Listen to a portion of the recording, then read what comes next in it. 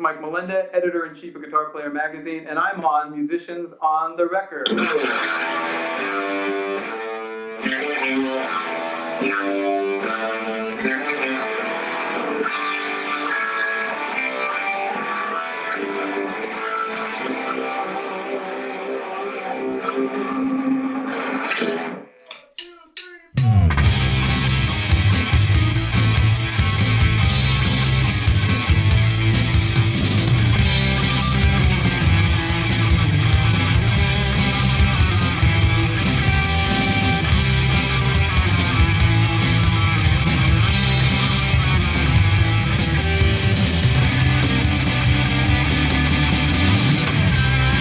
Huge musicians on the record. Bring it on. I mean, you're going on your journey with music, with guitar. Let's talk about the origins with you and Guitar Player magazine. How did that even come about for you? Well, it was kind of a roundabout thing. I had come back from my music career, and I had a degree in journalism, and my wife at the time, I started a studio, a recording studio with a high school buddy of mine, and but I kind of wasn't digging engineering bands, and she kind of said, well, what are you moping around? I got the paper out. I just found this magazine, Electronic Musician in Emeryville, that's looking for an assistant editor. You've got a journalism degree. Get out of the house, do something. So I went for an interview there. And it was a complete snot, because I just figured, hey, I'm a real musician. These guys are just whatever I thought. I mean, I was being a real jerk. And of course, when you don't want something sometimes, you end up getting it. So I actually had one of the senior editors visit me at my studio and say, you're kind of being standoffish about this, but we really want someone who's lived the life, who knows music technology, who knows his way around the studio, and you're kind of being a dick. Can you just call the editor-in-chief and go, yeah, you're interested in the job? So that did a couple of things. First of all, it put in my face that I was being a dick. And second off, it said, well, I should probably explore this, because I am trained as a writer, so maybe this is something I shouldn't ignore. So I said, okay, and they gave me the job. A year later, I was editor-in-chief, so that was nice. Yeah. I had an unbelievable stroke of luck in that the magazine, Electronic Musician, had been kind of like a DIY computer magazine, really nerdy. But when I got in, the home studio thing was just starting to explode. And that was my interest, because I had been working in studios for so long as a professional musician, where I had got my hand slapped for touching a knob, or had gotten the evil look when I asked, well, what's that microphone? Or why are you placing the microphones there? Please just make the music, let us do our job. Right. So I thought, hey, home studios, this is awesome. Nobody can tell you what to do. That's right. You can do exactly what you want. So I embraced that, turned the magazine into more or less of a home recording magazine, which of course also involved computers, of course. Sure. And the market exploded, because all these companies, Alesis with their ADAT, Sony, just a number of companies, everybody was making recording gear, cheaper microphones, cheaper preamps. So once again, stroke of luck, it's like the magazine exploded, became extremely successful. And, because I was the editor, I got a lot of credit for that, even though it was an awesome staff, and it was definitely a collaborative effort to make that happen. But I was glad once again that, my desire to be a musician, my training, my curiosity about engineering and production kind of worked out to where I was in the right place at the right time. Amazing. Yeah, I mean, it was just crazy. But so if you fast forward to, I think it was 1996 or something, Guitar Player was going through a business lull, and the publisher there, the two publishers, Ed Senstack and Ross Garnick, contacted me and said, would you be interested in moving over to Guitar Player? And of course I'm going, Well, heck yeah. I mean, I had that magazine in my guitar case when I was a little kid. You know, how exciting is this? Sure. And, but a number of things, so I had a meeting with the staff, which was kind of scary. They were all around the conference room table, just grilling the heck out of me. And what were some of those questions they were asking you, Mike? well, I mean, I don't think they were digging the fact that I was from this, what they still consider to be a nerdy home recording magazine. So do you know anything about guitar? Do you play guitar? Who are your favorite guitar players? What kind of articles would you have us write? Right. And it was like, wow, okay. Yeah. And then I went home and yeah, my wife at the time told me, yeah, I kind of want to get divorced. So it was like, uh-oh. Yeah. So it just seemed like having a new job and figuring out what I was going to do, getting out of a marriage, was not the time to get the new job. Sure. So I turned them down. They put Richard Johnson, who was the editor of Bass Player, in charge of Guitar Player, who was, you know, an awesome editor, awesome writer. Yeah. And a year later, they came back, and Ed and Ross came back and said, you know, would you reconsider? You know, we really want to move Richard over to Bass Player magazine and put you in charge of Guitar Player. And at that point, I said, timing's right, let's do it. Okay. And there you go. 1997, I was in the seat. Amazing, amazing. Can you give us a glimpse of a little bit of just maybe briefly a day in the life of what editing Guitar Player magazine and online is? What's a typical day like for you? Well, of course, it's changed. I mean, it's so funny to think about 1997, 98, where it was pretty much all the magazine all the time. So you had 3 weeks to 4 weeks to get an issue plan. You had a bunch of editors, copy editors, and 2 art directors, you know, per magazine back then. And, you know, you'd walk into people's offices and they might be writing songs or asleep, you know, because there was time to let everything kind of gestate. Yeah. And obviously today, with the web and Twitter, Facebook, Sure. Instagram, you know, we have like almost hourly deadlines. You're constantly looking for stories, constantly looking to either curate things to put online or to write original stories that are going to resonate with the audience. Right. And you throw that on top of the magazine, which still has a 3-week gestation period from, you know, deciding what we're going to do to putting it out. Sure.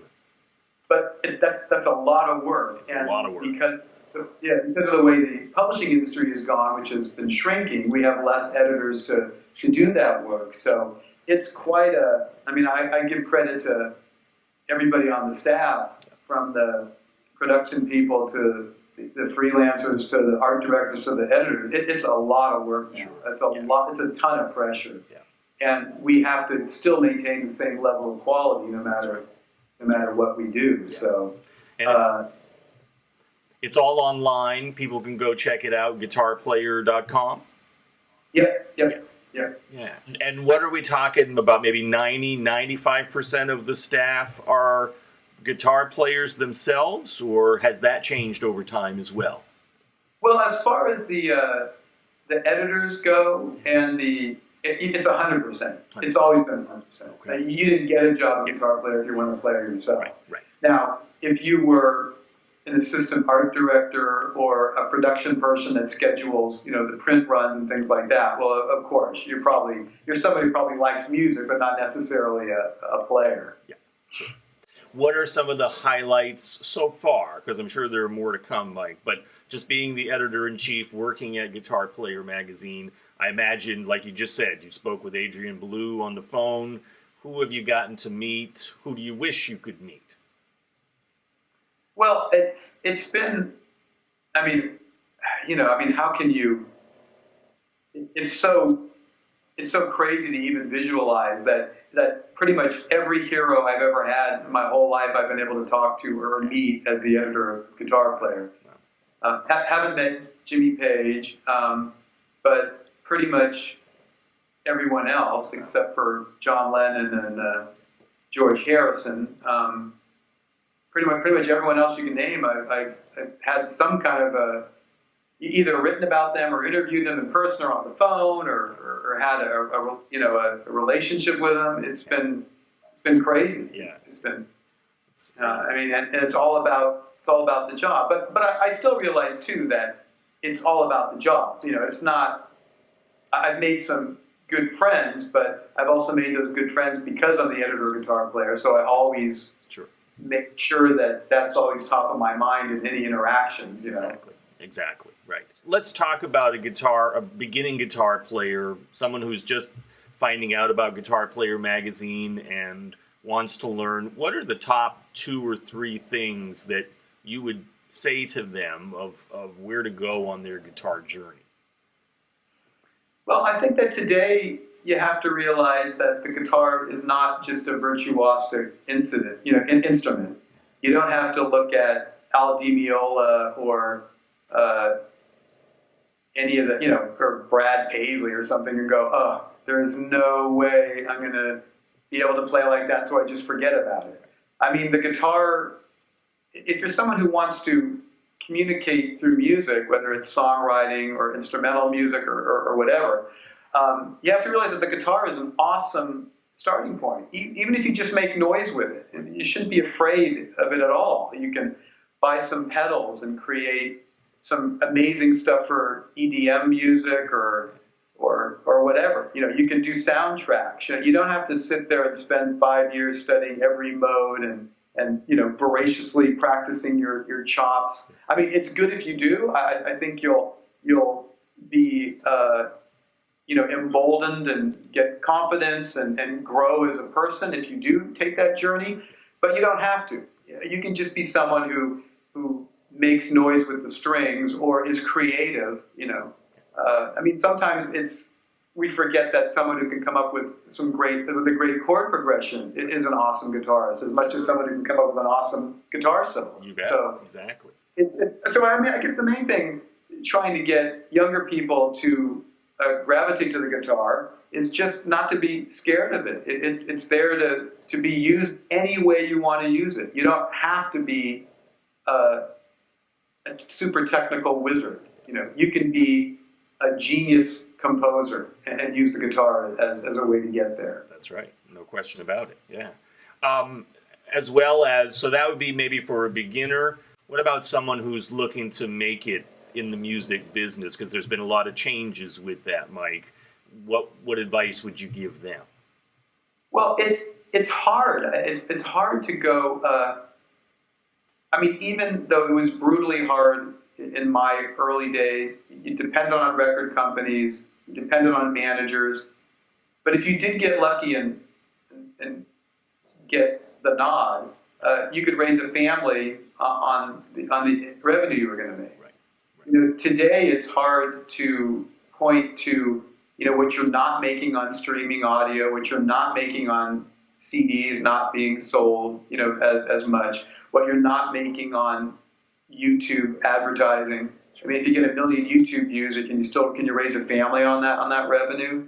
So I think today you have to really love the guitar and want to be a musician. And whether you are also a fireman or an accountant or someone who works at Target, you have to, that love has got to carry you through, because you might not be able to make an income, a good income, and raise a family being a musician. That said, you also have to, I mean, in my day, we could just play the guitar and write songs. Somebody else took care of everything else. Today, you're the one who's taking care of everything else. You're the creator. You're the publicist. You're the marketing company. Right. You're the record company. So I think to your point of, if you're an experienced player and do want to take a shot at making a living at this, you got to realize that you can't just go, I don't want to bother with Facebook. I don't want to bother with Instagram. I don't want to bother with YouTube. You really have to know how to exploit that stuff. One of my friends who's just put out a great record, Allie Handel, a female player who is just awesome. She spent a year not finishing a record, but building up her social network, Right. to make sure that when her record was ready, because it just dropped, or it drops next month, that she had the social network built up to be able to actually buy it once it came out, you know. Right. And I mean, that's not a conversation you and I would have, you know, in 1979 or 1985. That's right. We wouldn't be saying, take a year off just to build your audience. Right. You know, that was unheard of. Right. Yeah. It's kind of, that would be madness back then, right? It would be, you'd be crazy. It's like, well, you're telling me that you just don't want to do any work. That's what you're saying. You know? Exactly. But that's reality today. You're right. You got to build your audience. That's amazing. Yeah. So can you name a couple of guitarists then that you see who are doing really well at all of that, of you know, playing guitar, obviously, but building that audience, building that brand that others can look to, you know, modern day guitarist that you think is doing well around that? Well, we just did a cover story called Youthquake about young guitar players who are actually doing that. And it's interesting because we had Marcus King, who Warren Haynes has taken under his wing, and he's kind of developing an audience the old school way, like if it was 1978 or something. You know, he's touring, he's got a mentor in Warren, and doing a lot of gigs to kind of build the audience. Okay. On the other hand, you've got people like Plini or Jared James, who are really good at putting stuff up on YouTube and building a community by putting up awesome tracks on YouTube. Okay. I interviewed like a 9-year-old Chinese guitar player who gets millions of views on YouTube. She's amazing. Wow. Incredible. And so, well, of course, you know, the hard thing is, right, you know, you can sit there and you can search for cool guitar players on YouTube, and you'll find people who have like 10 million views and things like that. But, you know, if I could write a book about how to go viral, you know, with your music, I'd be a gazillionaire. I wouldn't even, you know, you'd have to go through 7 assistants to talk to me to schedule this interview. That's right, exactly. But I do know that it's so important to be an individual, to be true to yourself, and to be as big as possible. You have to do something different. You have to do something that catches people's ears and eyes. You don't have to be an actor and make yourself into something untrue, but you have to find that bit of your creativity that is extremely unique. And we all have it. You just have to be brave enough to, you know, not necessarily sound exactly like the Jackson 5 or not exactly like Van Halen. You have to find what's important to you or what's unique to you, and hopefully that will resonate with other people who are looking for unique things to embrace. That's right. Yeah. Could we play a little bit of a music word association? I'll just name a couple of guitarists, and just off the top of your head, you tell me maybe your experience or what you love about them or whatever. But yeah, sorry. Are you okay with that? Jeopardy. Yeah, right. So let's start with Buddy Guy. Unbelievably powerful and charismatic. It shows me that you can be 80 plus years old and still rage like a demon. Extremely inspirational player. Right. Incredible, right? Tommy Tedesco of the Wrecking Crew. Man, that guy could play anything. Funny as hell. He was a columnist for Guitar Player for a long time. We all miss him. Super evangelist for the guitar. Great guy. Helped a lot of people in their studio careers. Yeah, awesome. You mentioned him a few minutes ago, Jimmy Page. Not so much for guitar. I adore his production. I mean, what he did with Led Zeppelin as far as the sonic imprint of that band was unbelievable. Yes. Unbelievable. I mean, it changed in a certain way how we view what a huge rock record should sound like. You know, a genius behind the board. Yes. Yeah, talk about a guy who was multitasking, not only guitar, but the production, no question. And Hendrix. Well, you know, I mean, the wizard, really. I mean, brought, I guess, the quintessential rock star in a way. It's like charisma, sexiness, danger, Yes. fashion, being able to come up with songs, with pop songs with awesome guitar in it. I mean, we forget that Jimmy was on AM radio, Wow. you know, and, you know, with that kind of guitar playing. Because, once again, super important, he knew how to write an awesome song. Yes.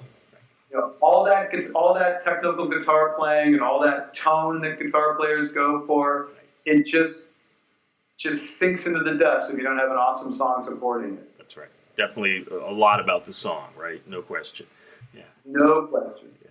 And well, one more too, because I can't leave him out. There's so many that I'm leaving out, but Eric Clapton. Extremely influential to me in Cream. Yeah. Was Eric in Cream or in He might have Queen? been. He probably was at the beginning, right? Yeah. Extremely influential then.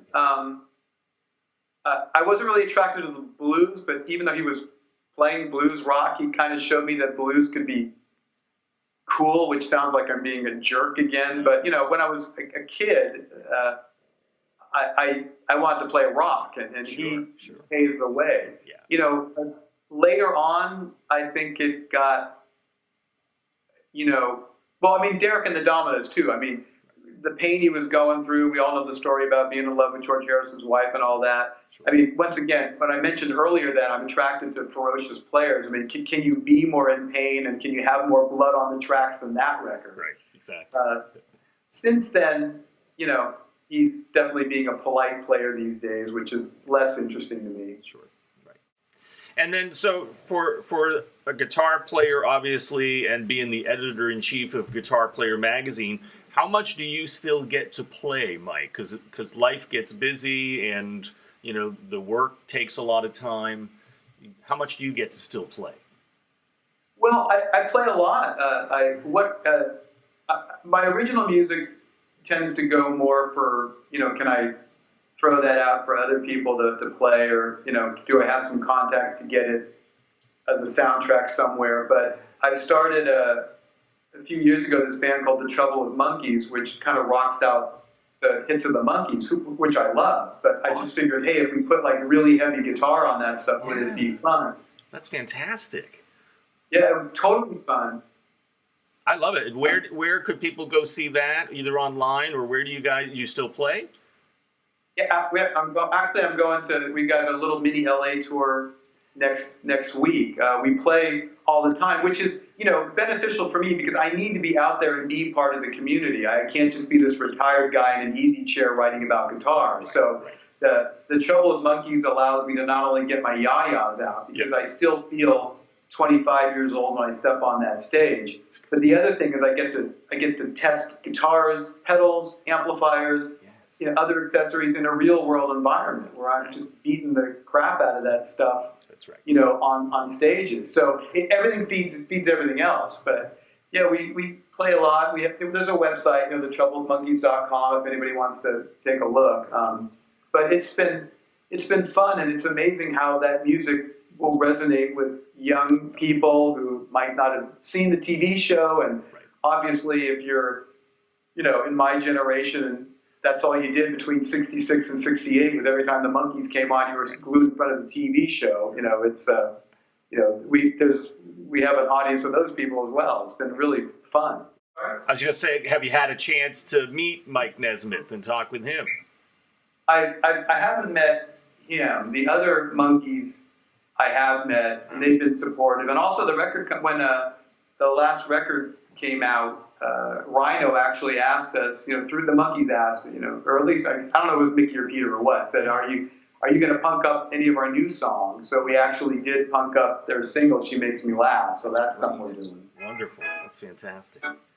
I should also say that in a weird confluence of bizarrety, getting back to what we were talking about, careers and all that, is The Trouble with Monkeys actually got signed to MI5 Universal Records, which is just a huge deal. That's awesome. They want us, it's crazy, you know, out of nowhere. Wow. And they want us to half an album with Monkees covers, then half an album with originals kind of done in the style of how we do the Monkees. So That's fantastic. I don't know how we're going to sell this. Kind of sounds like a weird concept, but I think it's great. That's wonderful. It's a beautiful guitar. Can you also tell us about the guitar too, well, Mike? This is actually a very low-cost Gretsch Electromatic. And I always wanted like a Monkees model, but you know, those guitars are like $2,000 or $3,000 now if you find an original one from the 60s.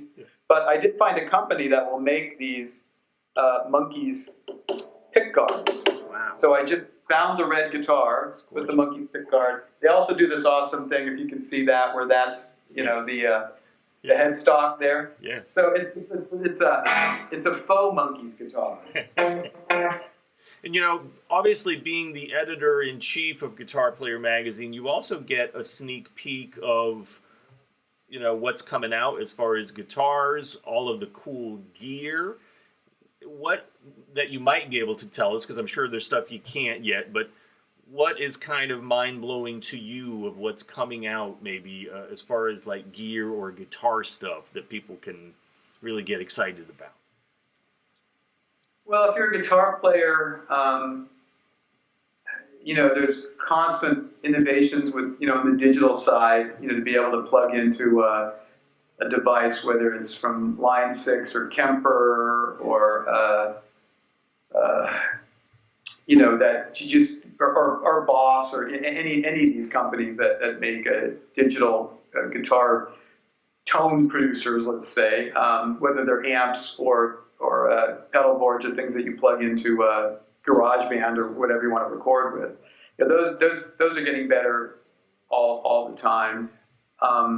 There's been kind of a resurgence of well, I don't even know if it's a resurgence. I mean, the boutique builder, people who are building effects pedals in their garages that are turning into actual viable companies because they're making really cool and bizarre sounding stuff. I think Earthquaker Devices started that way, and they make like the weirdest pedals in the world, but they're awesome. Yeah. You know, once again, looking for that way to be an individual. I mean, there's just so many tools out there. And the web and interfacing with the web to share your music. That's right. Is a big deal. You know, there's a whole bunch of things like Bandcamp or BandLab or, you know, ways that you can get your music out there. Yeah, so it's funny, you know, there's guitar now is a little bit of a lull in the culture, but there's so many ways for guitarists and any musician to get their music out there into the world. It's like, I just kind of want to encourage everybody just to get it out there in the world. That's right. Well, I want to hear more guitar everywhere. Exactly. Well, that's great advice, and there's so many avenues for it, and one of them is with you, with Guitar Player Magazine. Would love to hear you play a little bit if you would be willing to play us out.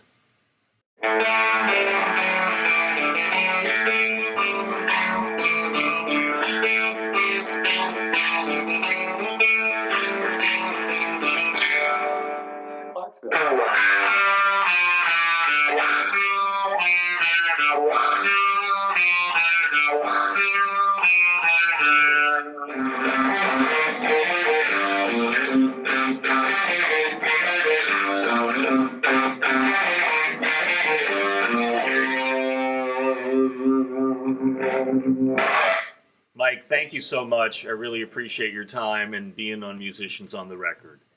It's been a pleasure. Thank you so much.